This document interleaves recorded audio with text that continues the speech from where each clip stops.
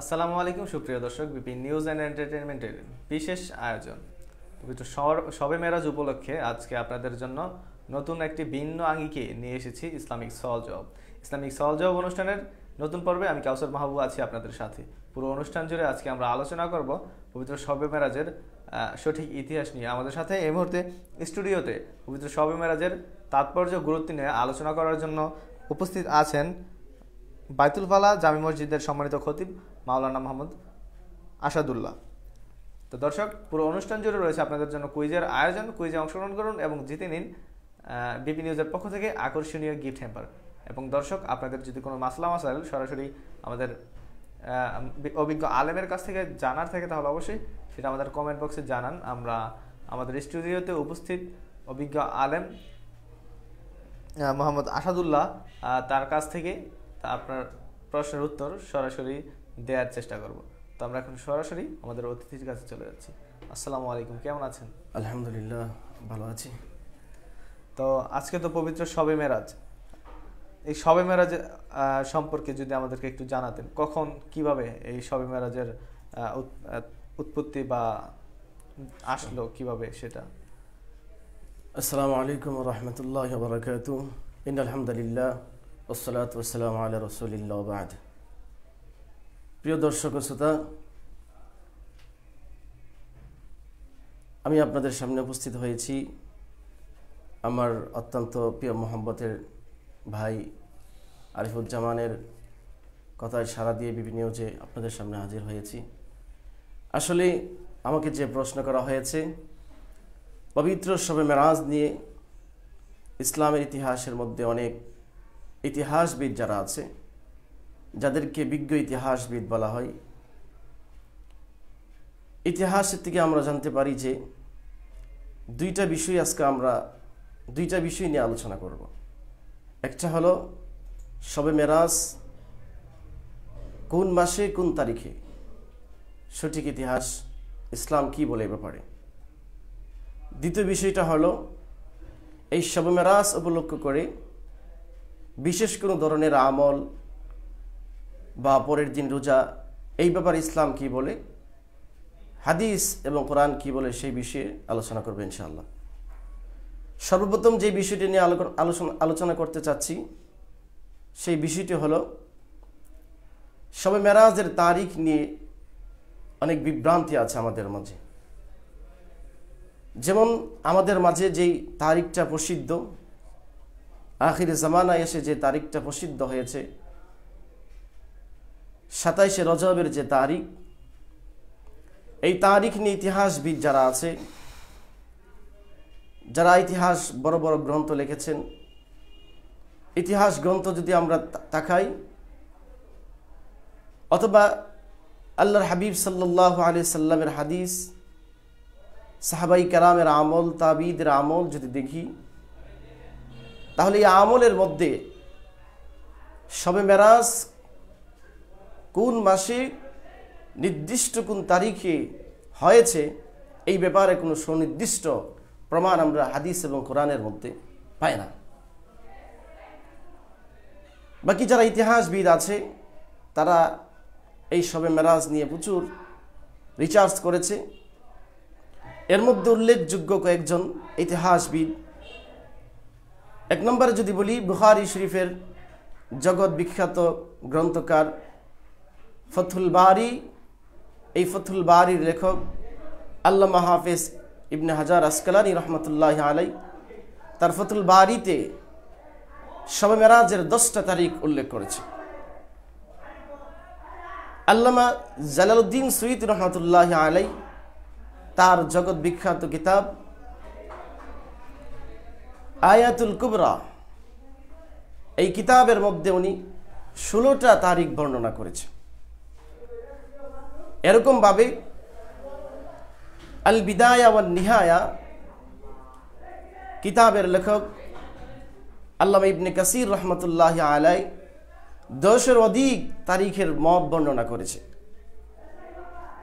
তাফসির ইবনে কাসিরের মধ্যে আমি দেখেছি আল্লামা ইবনে কাসির রহমতুল্লাহ আলাই বলেছেন যে এই যে 27শে রজব যে মেরাজের যে তারিখটা আমরা বলে থাকি, যারা এই তারিখটা লিখেছে তাদের মধ্যে অনেক মিথ্যাবাদী আছে, অর্থাৎ এই তারিখটা সঠিক নয়। বরংস ইতিহাসবিদ, যারা আগেকার ইতিহাসবিদ, তারা বলে যে মেরাজ যে হয়েছে এটা কিন্তু সত্য, কোরআন এবং হাদিস থেকে প্রমাণিত। যেমন আল্লাহ রব্বুল আলামিন পবিত্র কালামুল্লাহ শরীফের মধ্যে বলেন যে সুবহানাল্লাযী আসরা বিআবদিহি লাইলাম মিনাল মাসজিদিল হারাম ইলাল মাসজিদিল আকসা আল্লাযী বারাকনা হাওলাহু লিনুরিয়াহু মিন আয়াতিনা। আল্লাহ রাব্বুল আলামিন তার বান্দা প্রিয় হাবিব সাল্লাল্লাহু আলাইহি সাল্লামকে মসজিদে হারাম থেকে মসজিদ আকসা অর্থাৎ জেরুজালেমের ফিলিস্তিনে যে মসজিদ অবস্থিত সেই বাইতুল মাকদাসের মধ্যে নিয়ে গেলেন। এই যে মেরাজের ইতিহাস, রাতের কিছু অংশে আল্লাহর হাবিব সাল্লাল্লাহু আলাইহি সাল্লামকে আল্লাহ রাব্বুল আলামিন তার কাছে নিয়ে গেলেন। রাতের কিছু অংশে জান্নাত জাহান্নাম সব কিছু দেখানোর পরে আবার ফিরে এসে যখন আল্লাহর হাবিব সাল্লাল্লাহু আলাইহি সাল্লাম সাহাবাই কেরামকে ফজরের নামাজের পরে বলতেছিল যে আমি আজকে রাত্রে আল্লাহ রাব্বুল আলামিনের সঙ্গে সাক্ষাতে গিয়েছিলাম, তখন এখানে উপস্থিত কাফের যারা আছে, নবীজির দুশমন, ইসলামের দুশমন যারা আছে, তারা ঠাট্টা বিদ্রুপ করতে শুরু করলো যে মুহাম্মদ পাগল হয়ে গিয়েছেন, আউযু বিল্লাহ। তারা চিন্তা করলো যে এই হলো সুযোগ, মুহাম্মদ সাল্লাল্লাহু আলাইহি সাল্লামের সব চাইতে মহব্বতের বন্ধু আবু বকর রাদিয়াল্লাহু ওই দিন ফজরের নামাজে উপস্থিত হতে পারেন নাই।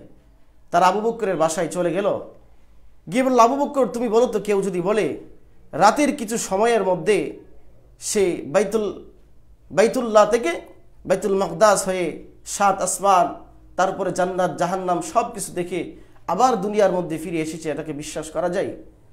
হযরত আবু বকর বলেছিল, কে বলেছে এই কথাটা? তখন ওই কাফেরগণ বলেছিল যে তোমার বন্ধু মুহাম্মদ বলেছে। আবু বকর রাদিয়াল্লাহু তাআলা আনহু বলেছে, যদি আমার হাবিব বলে থাকে তাহলে এটা সত্য, সুবহানাল্লাহ। এরপর থেকেই হযরত আবু বকরকে সিদ্দিক উপাধিতে ভূষিত করা হয়। তাহলে এটা কোরআন এবং হাদিস থেকে প্রমাণিত যে শবে মেরাজ হয়েছিল। বাকি তারিখটা নিয়ে আমাদের বিভ্রান্তি, কারণ ওই সময় যদি কোনো কিছু হয়তো তারিখটা ওরকমভাবে লিপিবদ্ধ করা হতো না, যেরকম আল্লাহর হাবিবের জন্ম তারিখ নিয়ে বিভিন্ন মত পাওয়া যায়, কারণ সাহাবাই কেরাম এইটা নিয়ে ওইরকমভাবে। তাহলে সঠিক তারিখটা আমরা কিভাবে নির্ধারণ করব? সঠিক তারিখটা ইতিহাস থেকে আমরা যতটুকু জানতে পারি, বা ইতিহাসবিদগণ, ইতিহাস প্রচুর যারা ইতিহাস তালাশ করেছেন, এর মধ্যে ফতহুল বারির লেখক, তারপরে ইবনে কাসির, তারপরে জালালউদ্দিন সুয়ুদ রহমতুল্লাহ আলাইহি, যে কিতাবগুলোর নাম আমি আপনাদেরকে বললাম, আল বিদায়া ওয়ান নিহায়ার মধ্যেও আমি দেখেছি, তাফসীর ইবনে কাসিরের মধ্যেও আজকে আমি পড়েছি, দেখেছি। ওনারা বলেছেন যে কেউ কেউ মুহররম মাসের কথা বলেছেন, কেউ আবার রজব মাসের কথা বলেছেন, কেউ বা রবিউল আউয়াল মাসের কথা বলেছেন, নির্দিষ্ট কোনো তারিখ তারা বলেন নাই, মতভেদ রয়েছে। এক মিনিট আপনাকে থামাচ্ছি, যে আমাদের লাইভ অনুষ্ঠানে তো দর্শকদের জন্য অবশ্যই কমেন্ট করার সুযোগ থাকে। তো একজন দর্শক আপনার কাছে প্রশ্ন রেখেছে, শবে মেরাজ নবী করিম সাল্লাল্লাহু আলাইহি ওয়াসাল্লাম কি সশরীরে করেছে? বললে উপকৃত হতো। হ্যাঁ, আমি যে আয়াত পড়লাম সূরা বনী ইসরাঈলের মধ্যে, সুবহানাল্লাযী আসরা বিআবদিহি লাইলাম মিনাল মাসজিদিল হারাম ইলাল মাসজিদিল আকসা, এখানে বলেছেন সুবহানাল্লাযী আসরা বিআবদিহি, তার বান্দা অর্থাৎ মুহাম্মদ সাল্লাল্লাহু আলাইহি সাল্লামকে সশরীরে আল্লাহর কাছে নিয়ে গিয়েছেন। তাহলে কোরআন থেকে আমরা প্রমাণ পাইলাম যে আল্লাহর হাবিব সাল্লাল্লাহু আলাইহি সাল্লাম সশরীরে আল্লাহর সাথে সাক্ষাৎ করার জন্য মেরাজে গিয়েছিলেন। আপনার কাছে আমি আবারও ফিরব। দর্শক আপনারা দেখছিলেন বিপি নিউজ অ্যান্ড এন্টারটেইনমেন্টের বিশেষ আয়োজন পবিত্র শবে মেরাজ উপলক্ষে আজকে আমাদের ইসলামিক সওয়াল-জবাব অনুষ্ঠানটিকে একটু ভিন্ন আঙ্গিকে আমরা সাজিয়েছি। ইসলামিক সওয়াল-জবাব অনুষ্ঠানের আজকের পর্বে অতিথি হয়ে আছেন মাওলানা মোহাম্মদ আসাদুল্লাহ, এবং আজকের আমাদের আলোচনার বিষয়বস্তু পবিত্র শবে মেরাজের সঠিক ইতিহাস। তো এই মুহূর্তে আলোচনা চলছে। আপনার যদি কোনো মাসলা মাসাল আমাদের অভিজ্ঞ আলেমের কাছে জানার থাকে অবশ্যই কমেন্ট বক্সে জানান, আমরা আপনার সেই মাসালা আপনাকে সঠিক উত্তর দেওয়ার চেষ্টা করব। এবং দর্শক আপনাদের জন্য রয়েছে কুইজের আয়োজন, কুইজের সঠিক উত্তর দিন এবং জিতে নিন বিপি নিউজের পক্ষ থেকে আকর্ষণীয় গিফট হ্যাম্পার, এবং অবশ্যই তাদেরকে অগ্রাধিকার দেওয়া হবে যারা সর্বাধিক কমেন্ট এবং শেয়ার করবেন। তো যেখানে ছিলাম হজরত, এই শবে মেরাজ এক কথায় যদি বলি, শবে মেরাজটা আসলে কি, শবে মেরাজ কিভাবে সংগঠিত হয়েছিল এবং এর গুরুত্ব এবং তাৎপর্য আমার মানব মুসলিম জাহানের জন্য কতটা গুরুত্ব বহন করে? আলহামদুলিল্লাহ, খুব সুন্দর প্রশ্ন করেছেন। শবে মেহরাজ এটা আল্লাহ নবী হযরত মুহাম্মদুর রাসূলুল্লাহ সাল্লাল্লাহু আলাইহি সাল্লাম শ্রেষ্ঠ নবীর মুজিজার মধ্যে অন্যতম একটা মুজিজা। এই শবে মেরাজ, এই যে সাক্ষাৎ, এই সাক্ষাৎটা, এই মেরাজটা শুধু যত পয়গম্বর ছিল আল্লাহ রাব্বুল আলামিন পৃথিবীর মধ্যে আদম নবী থেকে পাঠাইছে ঈসা নবী পর্যন্ত কোন নবী মেরাজ করেন নাই, কোন নবীকে আল্লাহ রাব্বুল আলামিন মেরাজের সৌভাগ্য দান করেন নাই। একমাত্র আমার হাবিব সাল্লাল্লাহু আলাইহি সাল্লামকে এই মেরাজের মতো গুরুত্বপূর্ণ মর্যাদাপূর্ণ একটা এই যে মেরাজ, আমার নবীকে আল্লাহ রাব্বুল আলামিন সৌভাগ্য দান করেছে। এই জন্য আমরা এই শ্রেষ্ঠ নবীর উম্মত, আমরা এই নবীর উম্মত, আমাদের জন্য এই মেরাজের অনেক তাৎপর্য রয়েছে। তার মধ্যে এই যে মেরাজ, এই মেরাজ হলো আমাদের জন্য রহমত। কারণ কিরকম? আল্লাহর হাবিব সাল্লাল্লাহু আলাইহি সাল্লাম মেরাজে গিয়ে জান্নাত দেখেছে, জাহান্নাম দেখেছে, জান্নাতের বিভিন্ন নাজ নিয়ামত দেখেছে। আল্লাহর হাবিব বলেন, জিবরাইল আলাইহিস সালাম আমাকে একটা ঘরের দিকে ইশারা করলেন, বললেন যে এই ঘরটা আপনার জন্য। আমি হযরত জিবরাইলকে বললাম, জিবরাইল আমি কি একটু আমার ঘরের ভিতরে যাইতে পারি? জিবরাইল আমিন আমাকে বলল, না, আপনার এখনো সময় হয় নাই, আপনার হায়াত দুনিয়ার বুকে এখনো বাকি আছে। আল্লাহর হাবিব সাল্লাল্লাহু আলাইহি সাল্লাম বলেন, জাহান্নামের শাস্তির মধ্যে বিভিন্ন শাস্তি আমাকে দেখানো হয়েছে। এর মধ্যে একটা শাস্তি উল্লেখযোগ্য, আল্লাহর হাবিব বলেন যে আমাকে একটা শাস্তি দেখানো হলো, এক ব্যক্তিকে মাথার মধ্যে পাথর মারা হচ্ছে, পাথরটা মারার সঙ্গে সঙ্গে পাথরটা ছিটকে দূরে গিয়ে পড়ছে, আর তার মাথাটা টুকরা বিটুকরা দ্বিখণ্ডিত হয়ে যাচ্ছে, চূর্ণ বিচূর্ণ হয়ে যাচ্ছে। আল্লাহর হাবিব বলেন, ফেরেশতা পাথরটা নিয়ে আসার সাথে সাথেই আবার মাথাটা আগের মতো হয়ে যাচ্ছে। আমি জিবরাইল আমিনকে জিজ্ঞাসা করলাম, কিসের জন্য তাকে এরকম শাস্তি দেওয়া হচ্ছে? জিবরাইল আমিন বলল যে এই লোককে আল্লাহ জ্ঞান দিয়েছিল, কিন্তু তার সেই সঠিক জ্ঞান সে কোরআন এবং হাদিসের জন্য কাজে লাগায় নাই, এই জন্য অপব্যবহার করেছে জ্ঞানের, এই জন্য তাকে শাস্তি দেওয়া হচ্ছে। মাথায় অপব্যবহার করেছে জ্ঞান দিয়া, এই জন্য মাথায় শাস্তি দেওয়া হচ্ছে। এই যে জান্নাত জাহান্নাম আমরা বলি আছে, এই জান্নাত জাহান্নাম আছে কিনা কাফেররা যদি আমাদেরকে প্রশ্ন করত, আমাদের কোনো উত্তর ছিল না। কিন্তু মেরাজের মাধ্যমে আল্লাহ রাব্বুল আলামিন বিশ্ব মানব জাতির সবচাইতে শ্রেষ্ঠ মানব যিনি আল্লাহর হাবিব সাল্লাল্লাহু আলাইহি সাল্লামকে সশরীরে নিয়ে জান্নাত জাহান্নাম দেখাইছে। আমরা আমাদেরকে প্রশ্ন করলে বলতে পারবো এমন এক ব্যক্তি দেখেছে যেই ব্যক্তি সম্পর্কে কাফেররা পর্যন্ত মিথ্যাবাদী, মিথ্যা কথা বলে সেই উপাধি, সেই তুহমতটা লাগাইতে পারে নাই।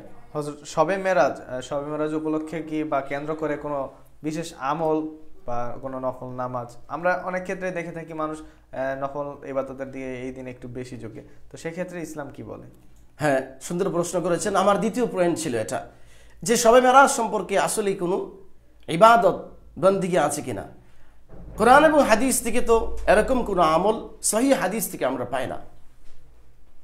ইতিহাসের মধ্যে যদি তাকাই, ইতিহাসবিদ যারা আছে, বিজ্ঞ ইতিহাসবিদ, তাদের ইতিহাসের দিকে যদি আমরা দেখি, এমন কোনো আমল আমরা পাই না যে আজকের রাত্রে নফল ইবাদত, সারা রাত্রে নামাজ পড়া, কোরআন তেলাওয়াত করা, মসজিদে আলোচনা করা, মসজিদের মধ্যে বিভিন্ন কিছু তাবারক হিসাবে পাঠানো, এরকম কোনো কিছু ইসলাম ইতিহাস বা সহিহ হাদিস থেকে আমরা পাই না।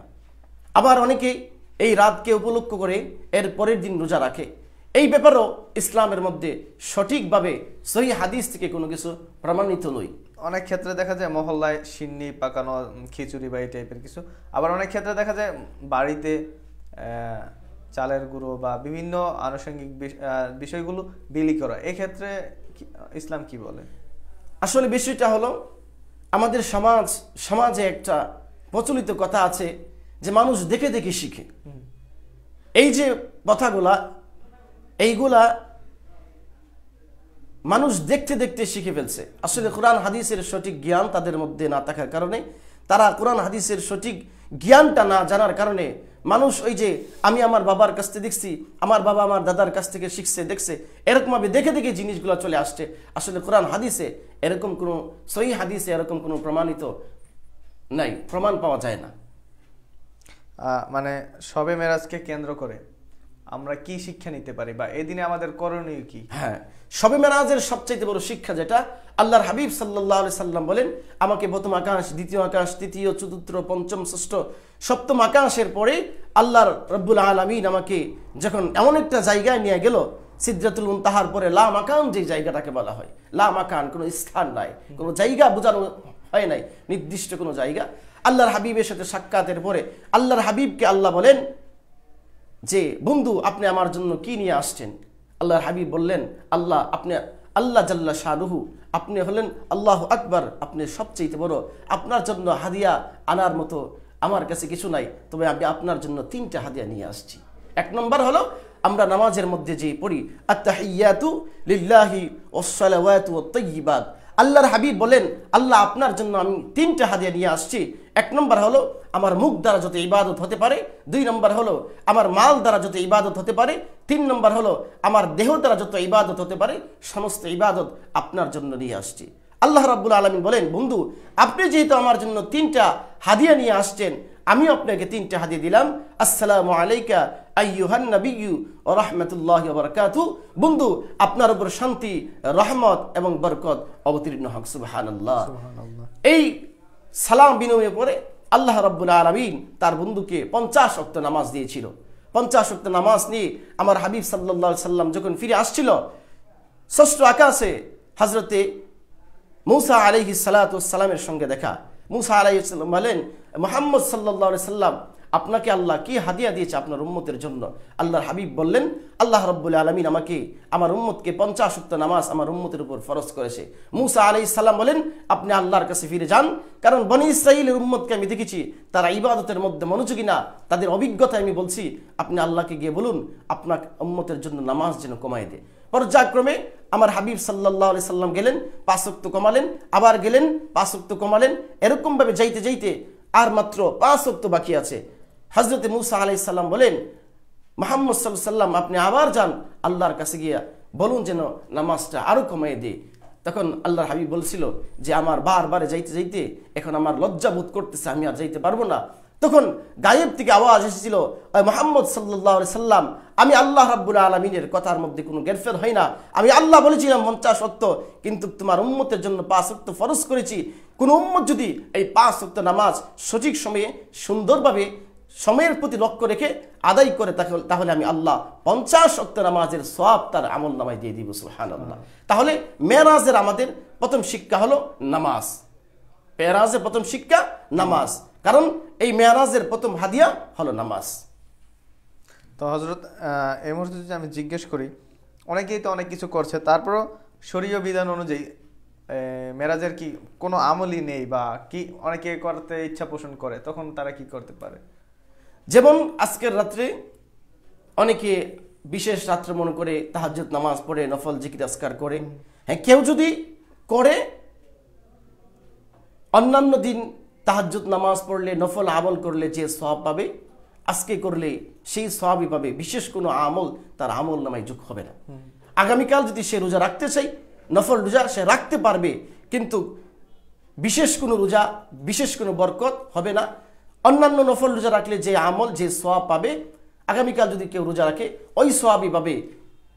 এর মধ্যে মেরাজের জন্য, মেরাজের রাত্রি হিসাবে বিশেষ কোনো আমল, এর পরের দিনের জন্য রোজা রাখার মধ্যে বিশেষ কোনো সওয়াব, এরকম কোনো কথা কোরআন সহিহ হাদিসের মধ্যে আমরা খুঁজে পাই না। তাহলে এই সব মেরাজকে কেন্দ্র করে যারা সিন্নি রান্না করছে বা রুটি বিলি, তারপর মসজিদে আলোকসজ্জা করা, এই ব্যাপারগুলো যারা করছে তাদেরকে কি বলার আছে? তাদেরকে একটা কথাই বলবো, কারণ আল্লাহর হাবিব সাল্লাল্লাহু আলাইহি সাল্লাম বলেছেন, আলাইকুম সুন্নতি ওয়া সুন্নাতিল খুলাফাইর রাশিদিন আল মাহদিয়িন, আলাইকুম বিসুন্নতি ওয়া সুন্নাতিল খুলাফাইর রাশিদিন আল মাহদিয়িন। আমাদের সামনে আল্লাহর নবীর সুন্নত আছে, খুলাফায়ে রাশিদিনদের সুন্নত আছে, তাদের তাদের আমল নামাগুলো আমরা ফলো করব, তাদেরকে আমরা ফলো করব, আল্লাহর নবীর হাদিস ফলো করব, সাহাবাই কেরামের আমল দেখব। যদি সাহাবাই কেরামের আমলের মধ্যে আমরা খুঁজে পাই, সেই হাদিসের মধ্যে যদি খুঁজে পাই, তাহলে আমরা করব, অন্যথায় এগুলো আমরা ছেড়ে দিব। কে করলো, কোন পিসাবে করলো, কোন পিসাবে করলো না, এগুলো আমাদের দলিল না। কোনো দেশ আমাদের দলিল না, কোনো ব্যক্তি আমাদের দলিল না, কোনো আলেম আমাদের দলিল না।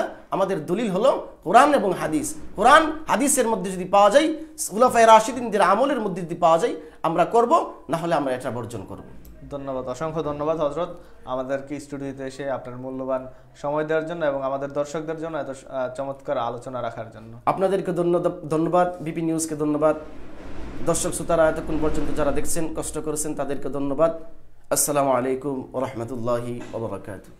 দর্শক, আশা করি শবে মেরাজের সঠিক ইতিহাস সম্পর্কে আপনারা জানতে পেরেছেন এবং এর তাৎপর্য ও গুরুত্ব আপনারা অনুধাবন করতে পেরেছেন। তো দর্শক, দেখা হবে আগামী কোনো পর্বে নতুন কোনো অনুষ্ঠানে। সেই পর্যন্ত ভালো থাকুন, সুস্থ থাকুন, বিপি নিউজের সাথেই থাকুন। ধন্যবাদ।